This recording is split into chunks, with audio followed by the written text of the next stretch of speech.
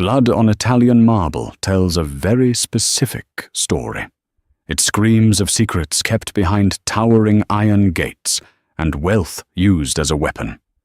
Richard Sterling believed his Connecticut mansion was a fortress where his rules were the only laws. He thought striking his pregnant wife was a private matter, a brutal correction she would quietly endure like always. He was wrong, because while Richard was busy playing a god inside his gilded cage, he forgot one crucial detail about the woman bleeding on his floor. Monsters are rarely born from nothing, and her family was finally coming home. The rain began to fall over Greenwich, Connecticut, just as the sun dipped below the horizon, casting long, fractured shadows across the sprawling, manicured lawns of the Sterling estate.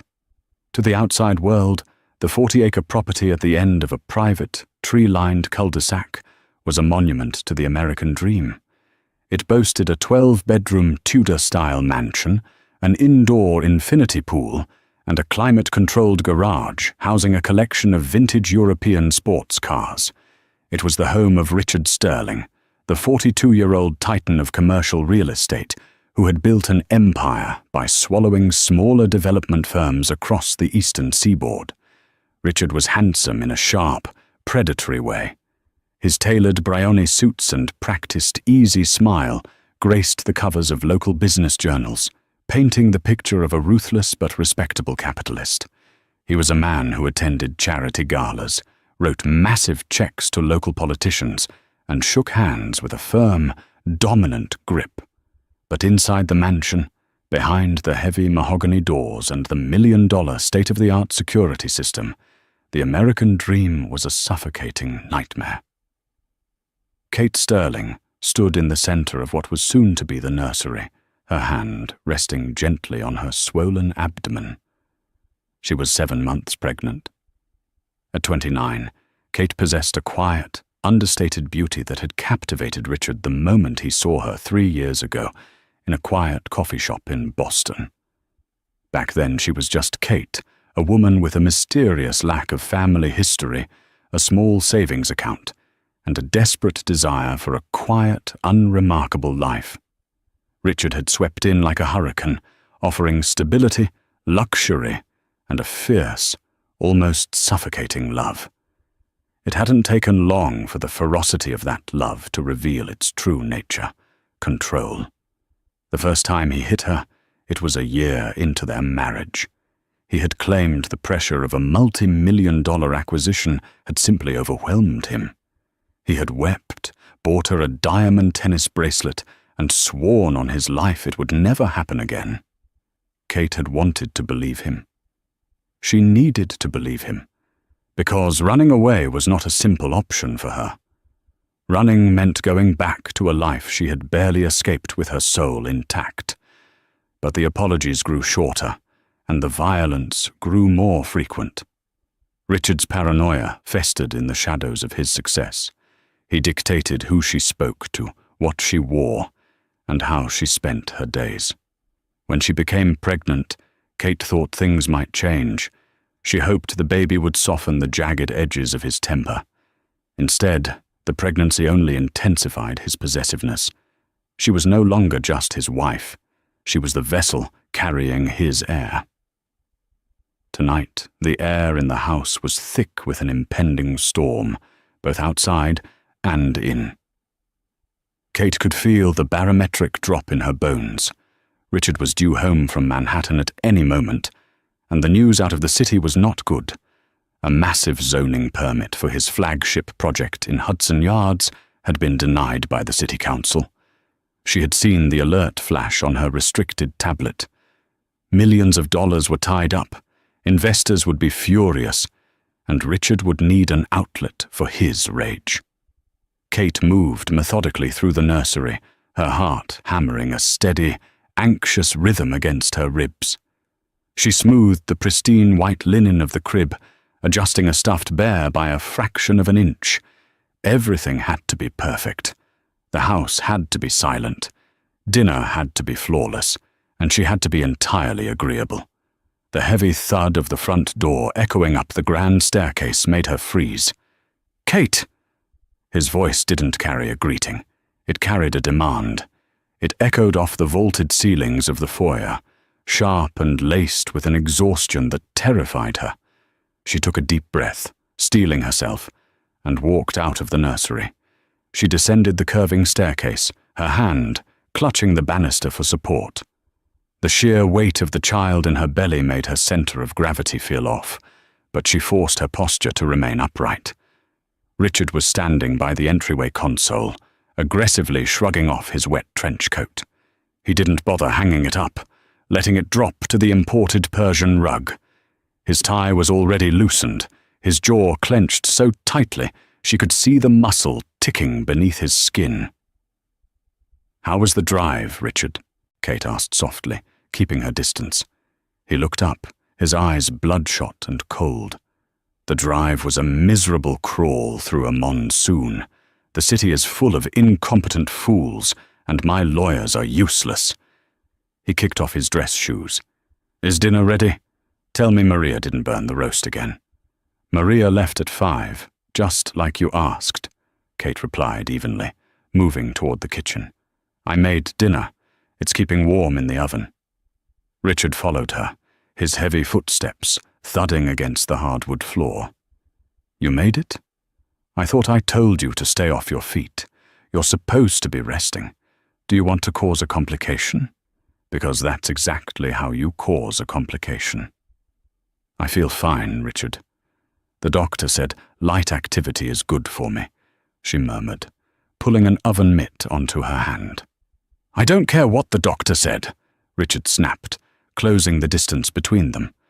He grabbed her wrist, not hard enough to bruise yet, but tight enough to send a warning jolt up her arm. "I care about what I said. You carry my child. You do as I instruct." Kate swallowed hard, forcing herself to look down. "I'm sorry. I just wanted to make sure you had a good meal after a hard day." He released her wrist with a huff of derision. "Plate it. Bring it to the dining room. And pour me a scotch. A double." The dining room was a cavernous space, dominated by a long, polished oak table that could seat 20. Tonight, they sat at opposite ends, separated by an expanse of gleaming wood and dead silence. Outside, the storm had intensified. Thunder rattled the antique window panes, and lightning cast brief, harsh illuminations across Richard's face as he chewed his steak. Kate picked at her food, the nausea of anxiety churning in her stomach. She watched him covertly. He was drinking the scotch too fast. It was his 3rd glass since walking through the door. "The meat is dry," Richard stated flatly, dropping his fork onto the porcelain plate with a loud clatter. Kate flinched. I can make something else. There's some pasta." "I don't want pasta, Kate," he interrupted, his voice dropping an octave. This was the dangerous tone, the quiet before the eruption. "I want a wife who can follow simple instructions. I want a peaceful home. Is that too much to ask? I bust my arse in the city. I deal with blood-sucking politicians trying to ruin my legacy, and I come home to dry meat and a wife who thinks she knows better than me. Richard, please. You're stressed. Let's just go upstairs and—" "Don't tell me what I am!" he roared, slamming both hands down on the table. The crystal wine glasses shuddered. Kate immediately pushed her chair back, instinctively crossing her arms over her swollen belly. Okay, Richard. I'm sorry." He stood up, his chair scraping violently against the floor. "You're always sorry, Kate. Always so incredibly sorry. But you never learn, do you?" He began to walk down the length of the table toward her. Kate stood up, her breath hitching.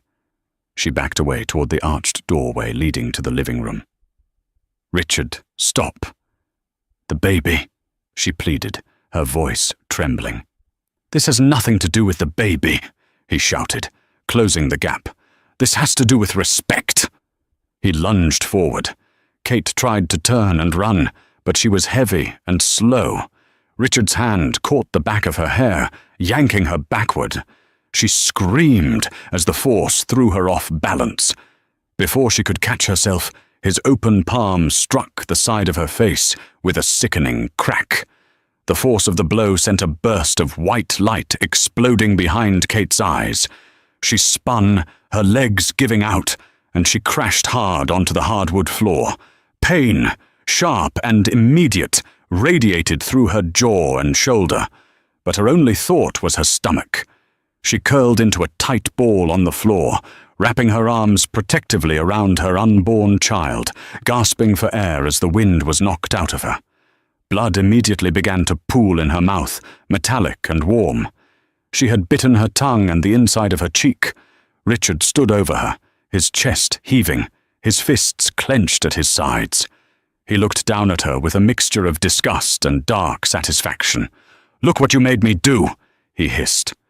"You push and you push. This is your fault." Kate squeezed her eyes shut, a sob tearing from her throat. "Please," she whimpered. "My baby. Please." "My baby," Richard corrected her coldly. "And don't worry. The child is protected in there. You're the one who needs to learn a lesson." He kicked the side of her thigh, hard enough to leave a deep bruise, but avoiding her stomach. "Get up. Clean up the mess in the kitchen and go to bed. I can't even look at you right now." He turned on his heel and walked toward his study, slamming the heavy oak door behind him. Kate lay on the floor for what felt like an eternity. The right side of her face was throbbing violently, and her vision was blurred with tears. She focused entirely on the movement inside her belly. A minute passed. Then 2. Finally, a small, reassuring kick pushed against her palm. A ragged sigh of relief escaped her lips.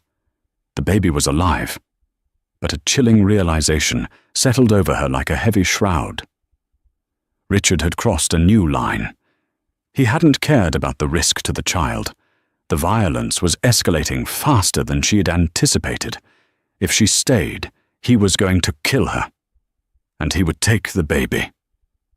Slowly, agonizingly, Kate pushed herself up off the floor. Her body ached, and a thin trail of blood dripped from her lip onto the pristine white collar of her maternity blouse. She staggered toward the downstairs powder room, locking the door behind her with a trembling hand. She leaned against the marble sink, staring at her reflection in the gilded mirror. The skin around her eye was already swelling, a vicious purple bruise blooming across her cheekbone. She looked like a ghost. With shaky hands, Kate reached beneath the bathroom vanity. She felt along the back of the heavy wooden cabinet, her fingers brushing against a false panel she had installed 3 months ago when Richard was away on a business trip. She pressed a small latch, and the panel popped loose. Inside was a small, black, waterproof lockbox. Kate pulled it out and opened it. Resting inside was a thick stack of cash, a fake passport, and a cheap, prepaid burner phone. She had promised herself she would never use the phone. Using the phone meant invoking a ghost from a past she had spent 10 years trying to outrun. Before she was Kate Sterling, before she was even Kate Montgomery, her name had been Kate Volkoff. Her father, Alexander Volkoff, was a man whose name was whispered in the darkest corridors of power across Europe and the eastern seaboard. He wasn't just a businessman. He was the head of a sprawling, deeply entrenched syndicate that controlled shipping ports, politicians, and massive swaths of illicit trade. Growing up, Kate had been a princess in a fortress of blood money. When she was 19, she had witnessed her father casually order the execution of a rival associate in their own living room. That night, she vanished. She changed her name, buried her past, and traded the terrifying world of organized crime for what she thought was normal life. She had sworn to never return to the Volkoff family. Her father's love was just as controlling, just as possessive as Richard's. but backed by armies of men with silenced weapons. Kate stared at the burner phone. Her thumb hovered over the power button. If she made this call, she would be trading a domestic tyrant for an international monster. Her life of hiding would be over. She would be swept back into her father's brutal empire, a pawn to be protected. Yes, but a prisoner nonetheless. Another sharp pain shot through her bruised thigh, and she looked down at her swollen stomach. "It's not about you anymore," she told herself. "It's about the baby." Richard could easily buy the local police. He had the judges in his pocket. If she ran normally, he would hunt her down, legally destroy her, and take full custody of the child. She needed an entity stronger than the law. She needed a force that Richard's money couldn't buy and his arrogance couldn't comprehend. Kate powered on the phone. It took 30 seconds to find a signal. She dialed a number she had committed to memory a decade ago, a number that connected directly to the central clearinghouse of her father's head of security, a man named Victor. The line rang once, twice. "Speak," a deep, gravelly voice answered in Russian. Kate closed her eyes, a single tear cutting a track through the blood on her face. She spoke in her native tongue, a language she hadn't used in 10 years. "Victor, it's Kate." The silence on the other end of the line was absolute, dense with sudden shock. "Lyubimaya," Victor finally whispered. "Beloved." "Where are you?" "Greenwich, Connecticut," Kate said, her voice shaking but resolute. She rattled off the address of the mansion. "I am pregnant. The man I am with. He has hurt me. He will kill me and take the child." The pause that followed was brief, but it carried the weight of a death sentence.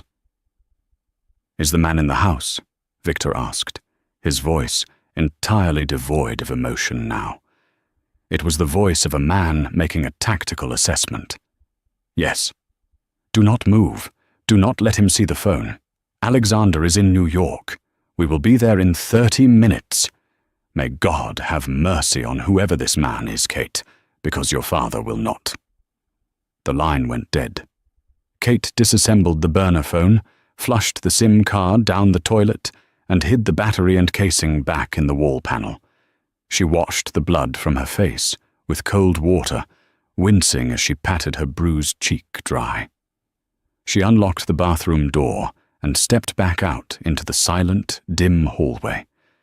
From the study, she could hear the faint sound of classical music. Vivaldi's Winter. It was Richard's favorite piece to listen to when he was trying to center his intellect. He was pouring himself another expensive drink, entirely oblivious to the monumental gears that had just begun to turn in the darkness outside his property. Kate walked slowly toward the living room, sitting heavily on a plush velvet sofa. She wrapped a knitted throw blanket around her shivering shoulders and waited. The storm outside raged on, lightning tearing jagged gashes across the night sky, illuminating the manicured front lawn in flashing, strobing bursts. Inside his mahogany-paneled study, Richard Sterling felt the familiar rush of adrenaline and justification settling into his system. He took a slow sip of a $50-a-glass scotch, savoring the burn. He didn't feel guilt. He felt vindicated. Kate had been pushing his boundaries, questioning his authority in his own home. He had merely provided a necessary correction. That was how the world worked. The strong dictated the terms to the weak. It was how he ran his company, and it was how he ran his marriage. He walked over to the massive, floor-to-ceiling window behind his desk, looking out into the torrential rain. His property was impenetrable. The 10-foot wrought-iron gates at the end of the driveway were reinforced steel, monitored by thermal cameras and a private security firm stationed just 2 miles away. He paid a premium to ensure nothing touched his world without his permission. He glanced at the antique grandfather clock in the corner.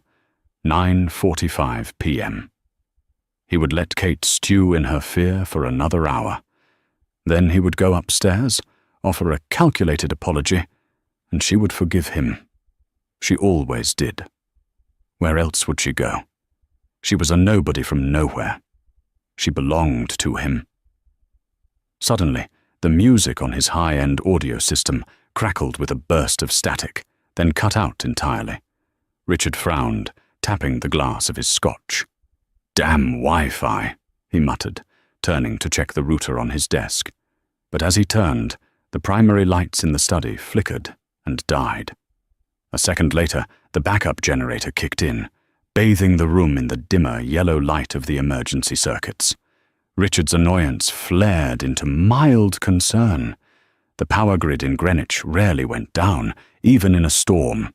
He picked up his cell phone to call the security firm. No signal. "What the hell?" he grumbled. He walked over to the landline on his desk. He picked up the receiver. Dead air. No dial tone. A cold prickle of unease finally touched the back of Richard's neck. He walked back to the window, peering out into the darkness. Through the driving rain, he saw something that made his breath catch in his throat. The heavy, 10-foot iron security gates at the end of his quarter-mile driveway were completely open. There had been no alarm, no warning from the gatehouse. And moving slowly, silently, up the long, curving gravel driveway was a procession of vehicles. They weren't police cruisers. They were 4 identical, pitch-black Chevrolet Suburbans. They drove in perfect, tight formation, their headlights off. They navigated the dark, winding driveway, using only the ambient light of the storm, moving with the predatory grace of sharks gliding through deep water. "Hey, security!" Richard yelled into the empty room, rushing to the wall-mounted intercom system. He slammed the button for the front gate. Static. He hit the button for the roving patrol. Nothing. Panic, sharp and unfamiliar, began to claw at his chest. Who were these people? Was it a home invasion? A targeted hit by a rival developer? He ran to his desk drawer, unlocking it frantically. He pulled out a sleek 9mm Glock he kept for emergencies, checking the magazine with trembling hands. He was Richard Sterling. Nobody walked onto his property without an invitation. He sprinted out of the study and into the main hallway. Kate was still sitting on the couch in the living room, staring blankly ahead. "Kate, get upstairs!" Richard barked, racked the slide of the pistol. "Someone breached the gate. Move!" Kate slowly turned her head to look at him. The bruising on her face was stark under the emergency lights. She didn't look terrified anymore. She looked remarkably, terrifyingly calm. "I'm not going anywhere, Richard," she said softly. "Are you insane? Get upstairs right now, you stupid bitch!" he screamed, his veneer of control completely shattering. Before he could cross the room to grab her, a sound echoed from the front of the house that froze the blood in his veins. It wasn't a knock.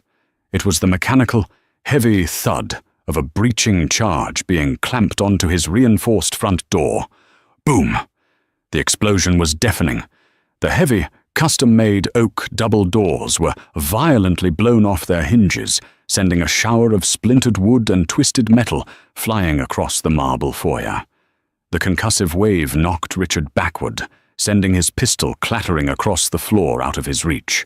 The storm howled through the gaping entrance, bringing the rain and wind into the pristine house. Through the smoke and the driving rain, shadows moved. 6 men poured into the foyer in absolute silence. They were dressed in tactical black, their faces obscured by balaclavas, holding compact, suppressed assault rifles leveled directly at Richard. They didn't shout commands. They didn't identify themselves. They simply moved with lethal, synchronized precision, forming a perimeter around the entryway. Richard scrambled backward on the marble floor, his heart hammering against his ribs like a trapped bird. "Who are you? What do you want? I have money. Take whatever you want," he shrieked, his voice cracking in absolute terror. The tactical team parted, stepping aside to create a pathway through the shattered doorway. Out of the darkness of the storm stepped a single figure. He didn't wear tactical gear. He wore a sharply tailored, dark wool overcoat that fell to his knees, perfectly impervious to the raging weather. He was an older man, perhaps in his late 60s, but he carried an aura of absolute, crushing authority. His hair was silver, slicked back, and his eyes, pale, ice blue, and entirely devoid of warmth, locked onto Richard, lying pathetic and trembling on the floor. The man slowly peeled off a pair of black leather gloves, tucking them into his pocket. He ignored Richard completely, his gaze drifting past the cowering real estate mogul, scanning the living room until his eyes fell upon the woman sitting on the couch. When the old man saw the bruised, swollen side of Kate's face, the temperature in the room seemed to drop 10 degrees. A muscle twitched in his jaw, the only sign of the immense, catastrophic violence boiling beneath his calm exterior. "Hello, Dorogaya," Alexander Volkov rumbled, his voice a deep, resonant baritone that commanded the entire space. "My dear." Kate stood up slowly, her hands resting on her pregnant belly. She looked at the terrifying kingpin standing in the ruins of her front door, the father she had spent a decade hiding from. "Hello, Papa," she replied. Richard, still on the floor, whipped his head back and forth between Kate and the man in the overcoat. "Papa!" he choked out, his mind failing to process the impossible reality unfolding before him. "Kate, who are these people?" Alexander Volkov slowly turned his pale blue eyes back down to Richard. He stepped forward, the heel of his Italian leather shoe crunching loudly on the splintered wood of the ruined door. "I am the man," Alexander said, his voice quiet but echoing with lethal promise, "who is going to show you what a real monster looks like." The shattered mahogany of the front door lay scattered across the imported Italian marble, a physical manifestation of Richard Sterling's dismantled reality. The storm outside raged on, whipping wind and rain into the once pristine foyer. But inside, the air was deadly still. The tactical team stood like statues, their suppressed rifles angled toward the floor but ready to snap up in a fraction of a second. Richard scrambled backward until his spine hit the base of the grand curving staircase. His tailored Brioni trousers were soaked from the puddle of rainwater gathering on the floor, and his chest heaved with shallow, panicked breaths. He looked at the silver-haired patriarch standing before him, desperately trying to process the magnitude of his error. "Look, I don't know who you are," Richard stammered, raising his hands in a placating gesture. He tried to summon the commanding tone he used in boardrooms across Manhattan, but it came out as a pathetic squeak. "I'm a very wealthy man. I have connections. I play golf with the district attorney of Fairfield County. If this is about money, name your price. Just tell your men to lower their weapons." Alexander Volkov didn't blink. He slowly unbuttoned his soaked overcoat, revealing an impeccably tailored dark charcoal suit beneath. He took a deliberate step forward, the sound of his leather sole echoing sharply. "Connections," Alexander murmured, rolling the word around in his mouth, as if tasting something foul. His Russian accent was faint, polished away by decades of operating at the highest echelons of global power, but the glacial cadence remained. "You think you have connections, Mr. Sterling?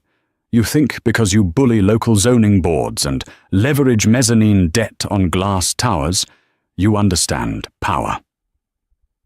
Alexander knelt slowly, his knees popping slightly in the quiet room. He brought his face level with Richard's. Up close, Alexander's eyes were terrifying, hollow and absolute. The eyes of a man who had ordered the deaths of hundreds without losing a single night of sleep. "My name is Alexander Volkov," he said softly. Richard's breath hitched. Even in the insulated, sanitized world of commercial real estate, rumors bled through from the criminal underworld. The Volkov Syndicate wasn't just a street gang. They were a sovereign entity. They controlled deep-water shipping lines out of Rotterdam, moved billions through shadow banks in Cyprus, and owned politicians from Albany to Moscow. "Volkov," Richard whispered, all the blood draining from his face. He looked wildly at Kate, who remained standing by the living room archway, her face bruised but her posture rigid. "Kate, you're his."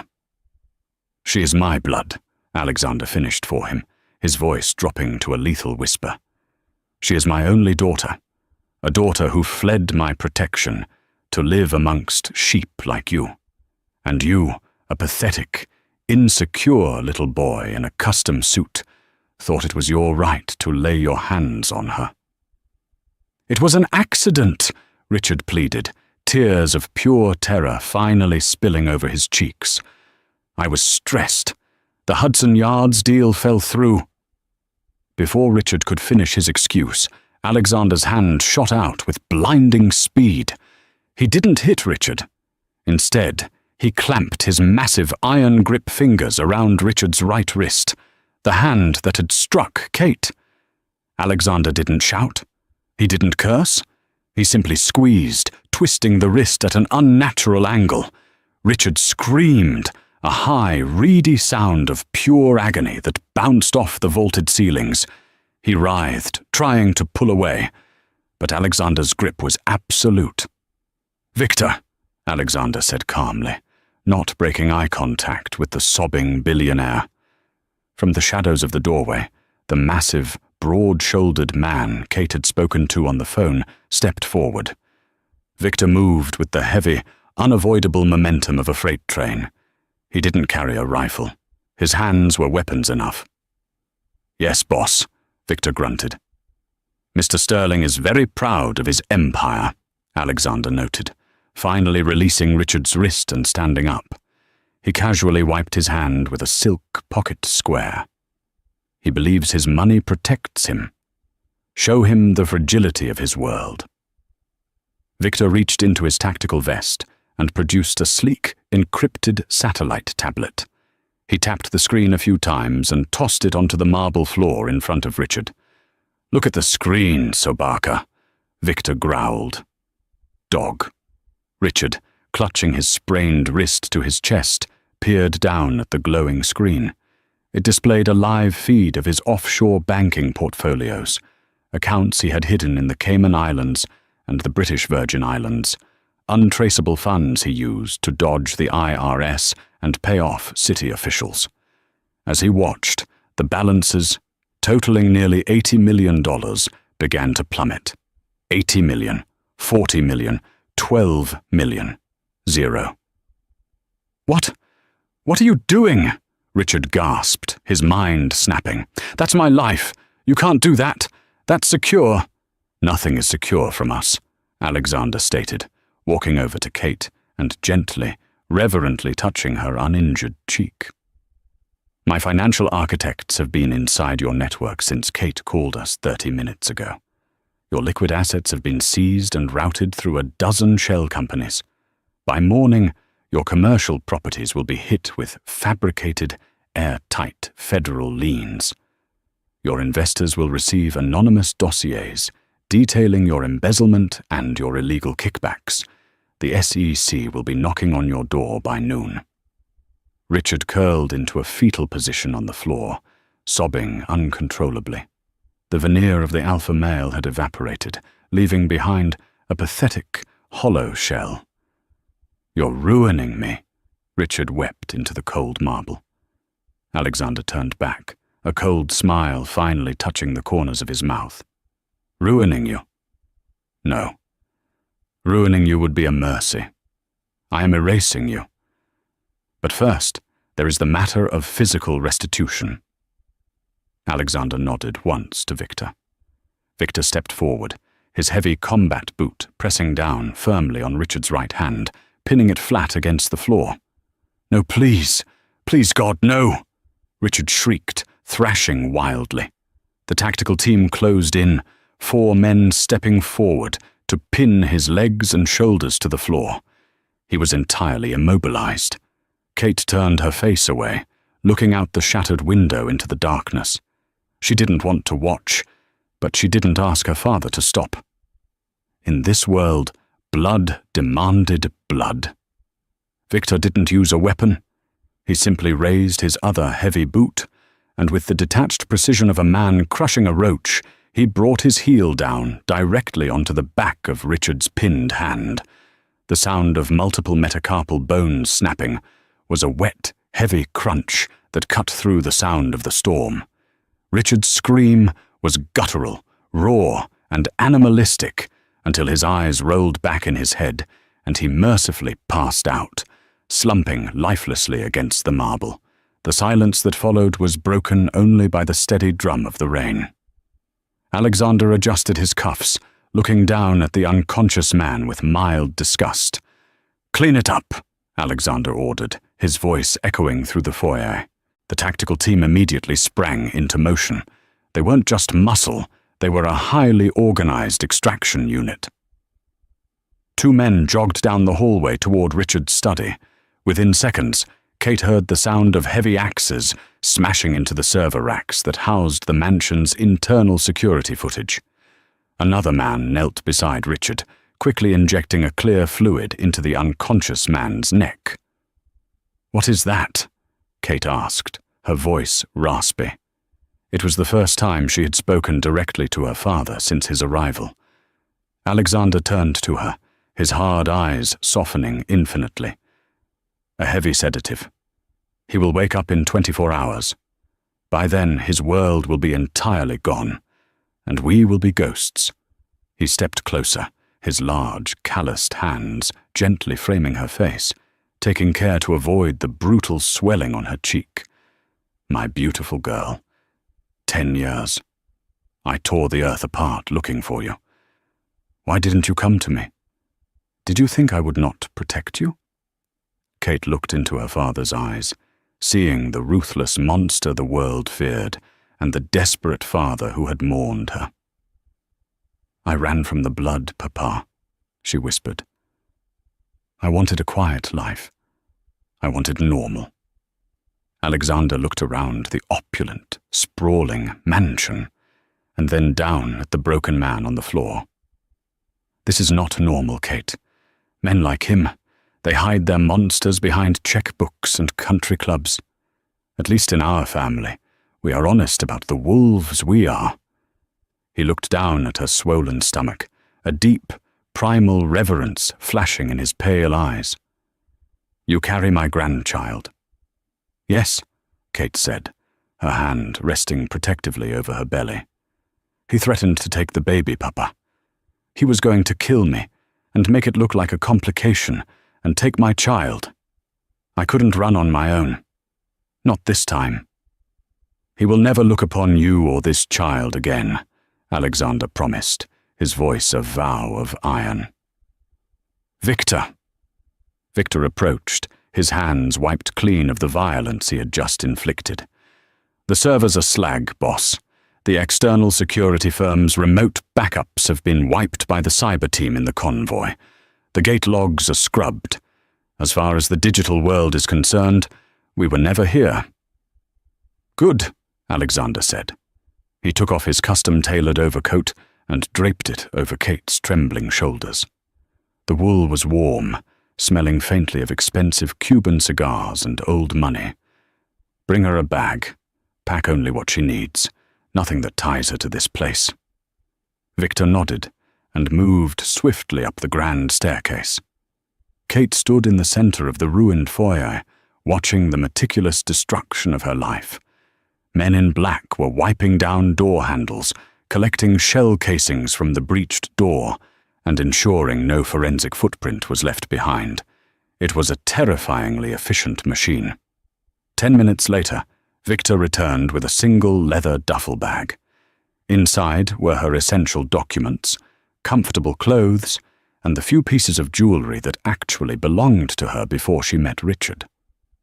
"It is time to go home, Kate," Alexander said, offering his arm. Kate looked at Richard one last time. He looked small, pathetic, and broken. He would wake up to a nightmare of his own making, stripped of his wealth, his reputation destroyed by the impending federal investigations, and his hand shattered. If he ever tried to speak of what happened tonight, if he ever muttered the name Volkov to the police, he knew exactly what would come for him in the dark. He was neutralized. She took her father's arm. They walked out through the gaping hole where the front door used to be, stepping out into the driving Connecticut storm. A massive, armored black Maybach had pulled up to the front steps, flanked by the Suburbans. Victor opened the rear door of the Maybach. The interior was a sanctuary of cream leather and warm, ambient lighting. Kate slid inside, sinking into the plush seat. Alexander slid in beside her, the heavy door thudding shut, instantly muting the howling wind and rain outside. As the convoy slowly rolled down the quarter-mile driveway, passing the still open iron gates, Kate didn't look back. The gilded cage was behind her. But as the adrenaline began to fade, a new, heavy realization settled into her bones. She had summoned a leviathan to crush a snake. The leviathan had answered, but now she was trapped in its jaws. The drive from Greenwich took over 2 hours. The convoy didn't head south toward the city. Instead, it snaked its way across the Tappan Zee Bridge and deep into the heavily wooded, ultra-exclusive enclaves of Alpine, New Jersey. The silence in the back of the Maybach was heavy. A private doctor, riding in the front passenger seat, had passed a medical kit back to Alexander. With surprising gentleness, the feared mob boss had cleaned the dried blood from Kate's chin and applied a cold compress to her bruised cheek. "The swelling will go down in a few days," Alexander murmured, watching the dark, tree-lined roads blur past the tinted, bulletproof windows. "The doctor will do a full ultrasound on the child as soon as we arrive. You will have the best obstetricians in the world flown in by morning." "Thank you, Papa," Kate said quietly, staring at her hands. "You are thinking about the future," Alexander observed, his sharp instincts reading her silence. "You are wondering if you have traded one prison for another." Kate looked up, meeting his pale blue eyes. "Have I?" Alexander sighed, a heavy, tired sound that momentarily aged him. "When you ran away, I was furious. Then I was heartbroken. Then I realized my failure. I built an empire of blood to protect my family, but the blood scared you away. I have spent 10 years restructuring, Kate. The street-level violence, the crude things you witnessed when you were a girl, that is largely in the past. We are a corporation now. A shadow corporation, yes, but we operate in boardrooms, not alleys." He reached out, placing his large hand over hers. "You are not a prisoner, Kate. You are a Volkov. But understand this, you can never go back to being a nobody. Richard Sterling proved that the world is full of predators who prey on the unprotected. Here, you are the apex." The Maybach slowed, turning off the main road onto a private, unmarked, mile-long driveway paved with pristine asphalt. They approached a massive set of solid steel gates, flanked by stone guardhouses. Men heavily armed with tactical rifles, wearing discreet earpieces, nodded as the convoy approached. The gates swung open silently. The Volkov compound was breathtaking. Set on a cliff overlooking the Hudson River, the estate was a sprawling, modern fortress of glass, steel, and dark stone. It was infinitely larger and more imposing than Richard's Connecticut mansion. This wasn't a home built by banking loans. It was a citadel built by supreme, untouchable power. The vehicles pulled into a massive subterranean garage, illuminated by harsh, bright LED lights. Dozens of luxury cars and armored SUVs were parked in perfect rows. Victor opened the door, and Kate stepped out into the dry, climate-controlled air. The exhaustion was finally catching up to her, her legs trembling slightly. "Take her to the East Wing," Alexander instructed the medical team. "Make sure she is comfortable. I will be up after I debrief with the financial team. I want Sterling's remaining assets liquidated and routed to our accounts in Zurich before sunrise." Kate was escorted up a private elevator that opened directly into a sprawling, penthouse-style suite. The walls were floor-to-ceiling glass, offering a panoramic view of the dark, churning river below. The bed was massive, the linen silk, and the security absolute. After the doctor examined her, confirming the baby's heart rate was strong and the stress hadn't triggered early labor, Kate was finally left alone. She walked into the lavish marble bathroom, looking at her reflection in the mirror. The woman looking back at her wasn't the terrified, subservient wife she had played for 3 years. The bruise on her face was a badge of survival. Richard had wanted a victim. He had wanted a vessel for his legacy. Kate placed her hands on the cold marble sink, leaning forward. The fear that had dictated her life for the past decade, fear of her father's world, fear of Richard's temper, began to evaporate, replaced by something entirely new. A cold, hard clarity. She had tried playing by the rules of the normal world, and it had nearly gotten her and her child killed. Her father was right. The world was full of predators. If she wanted to guarantee her child's absolute safety, she couldn't rely on hiding, and she couldn't rely solely on her aging father's protection. She had to become untouchable herself. She wasn't Kate Sterling anymore. She was Kate Volkoff, and she was heir to a shadow empire worth billions. An hour later, a soft knock echoed on the heavy bedroom door. Alexander stepped inside, looking drained but victorious. "Sterling is ruined," Alexander said softly, sitting on the edge of a velvet armchair near the window. "He is currently a pauper, bleeding on a marble floor. Are you at peace, Dorogaya?" Kate walked out of the bathroom. She had changed into a dark silk robe provided by the staff. She didn't look like a battered wife seeking comfort. She walked with a slow, deliberate grace, sitting opposite her father. "I am at peace with his fate," Kate said, her voice steady and devoid of its usual tremor. Alexander studied her, a flicker of surprise crossing his hardened features. "You look different." "I am different, Papa," she replied, resting her hands on her stomach. "You said you spent the last 10 years restructuring the family into a corporation."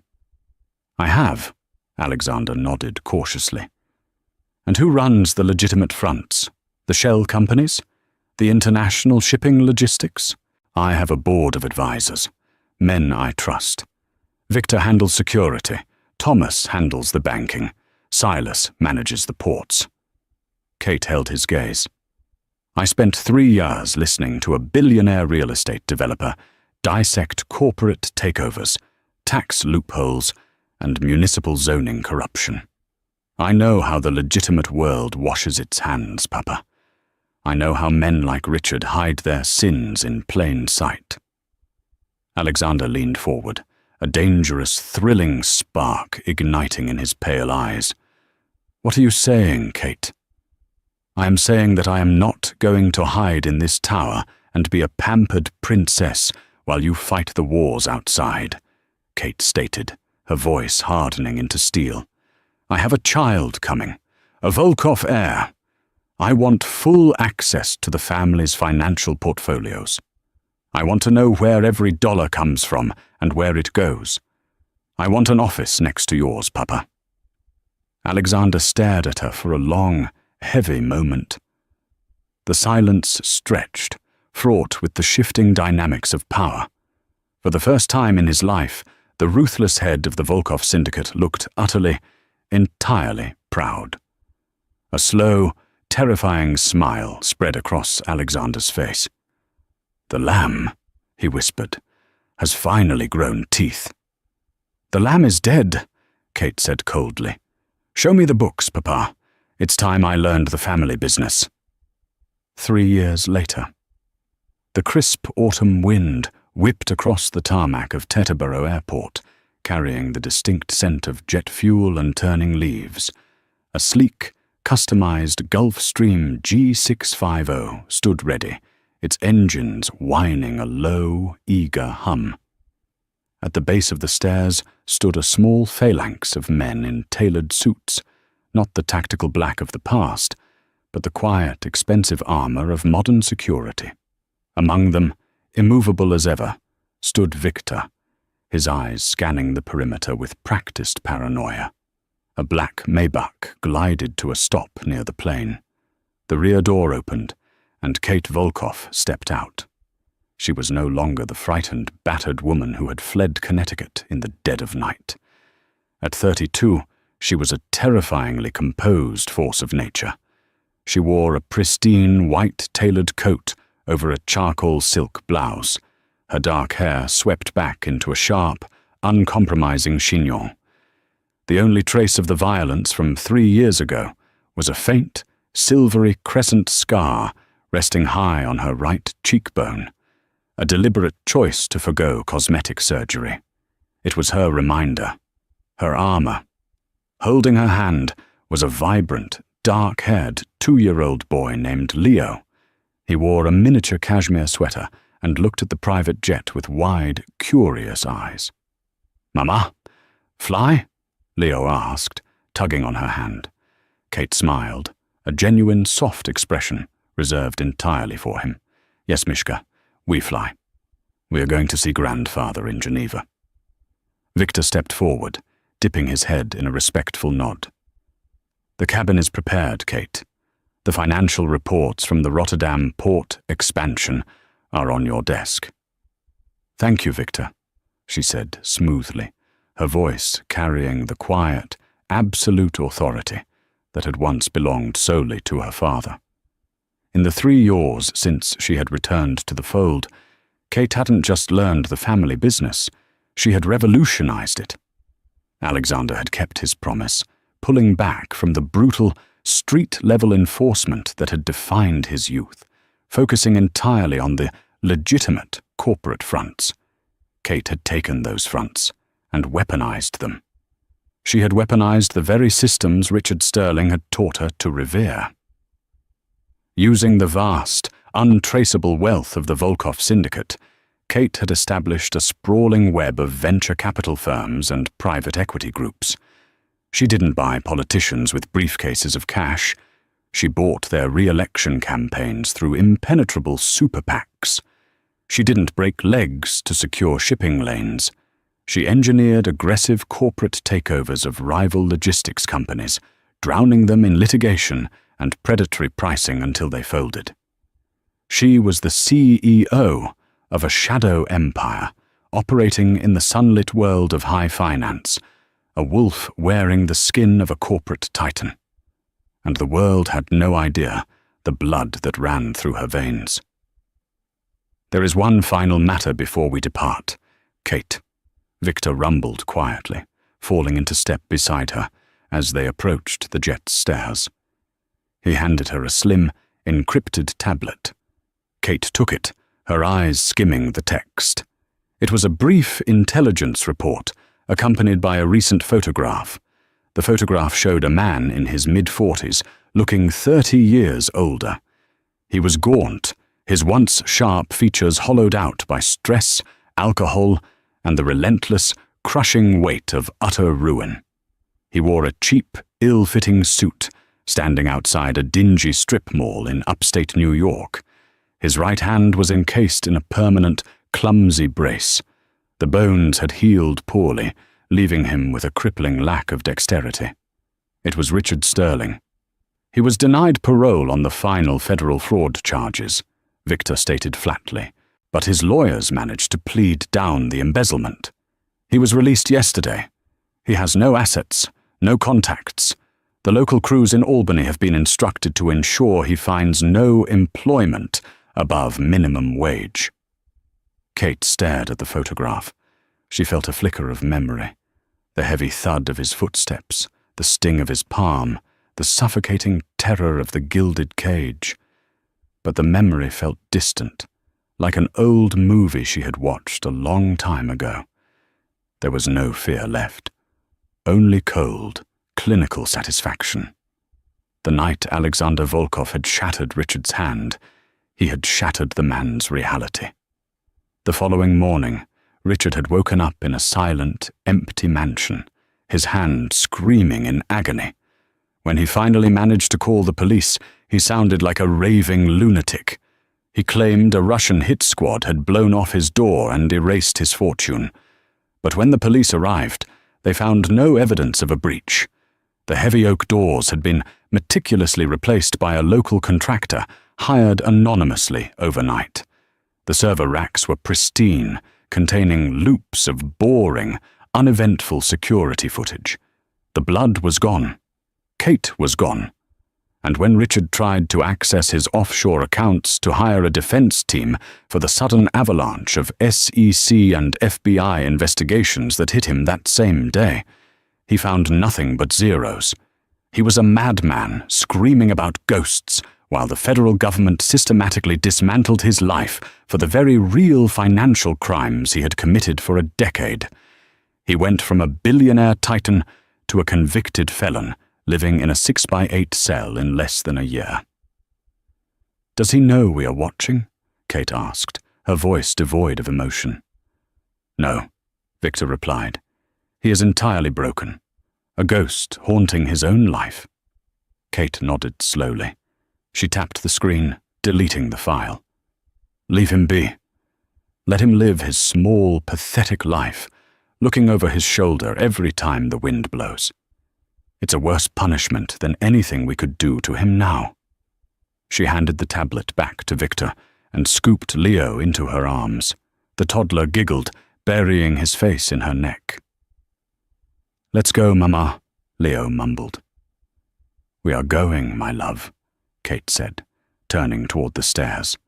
She ascended into the luxurious cabin of the Gulf Stream, the heavy door ceiling shut behind her, locking out the noise of the tarmac.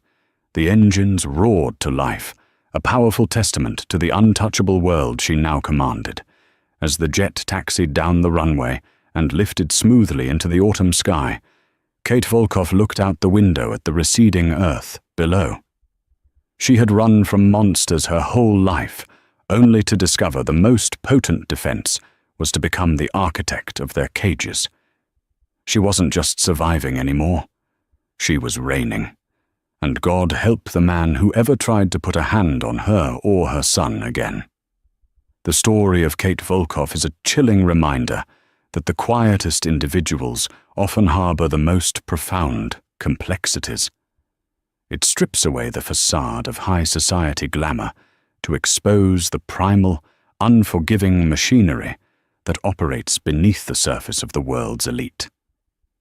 Richard Sterling's fatal arrogance blinded him to a fundamental truth. Power is not merely accumulated in bank accounts. It is inherited in blood and forged in trauma. He mistook submission for weakness, inadvertently awakening a sleeping giant that systematically dismantled his existence. Kate's evolution from a fleeing victim to the calculated, ruthless heir of a syndicate empire illustrates the terrifying lengths one will go to ensure survival. In the end, the gilded cage was replaced not by freedom, but by an iron throne, proving that sometimes escaping a monster simply requires becoming a more formidable one.